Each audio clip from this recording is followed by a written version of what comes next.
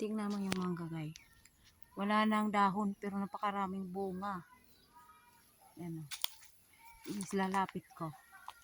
Oh. Marami. Yan guys. Ang daming bunga. Pero wala na siyang dahon. Yan o. Oh. Ang mangga. Ang laki ng puno ng mangga guys. Yan. Yung nyug. Ang dami ng bunga nyug. Ang tataas kasi wala siyang hagdanan. Sinusumpit lang daw dito guys ang mga nyug pag nagkukupra. Huh? Tignan mo yung lawak. May mga bunga. Pero ito magtaka ka. Wala na ang dahon pero ang daming bunga. Ayan guys.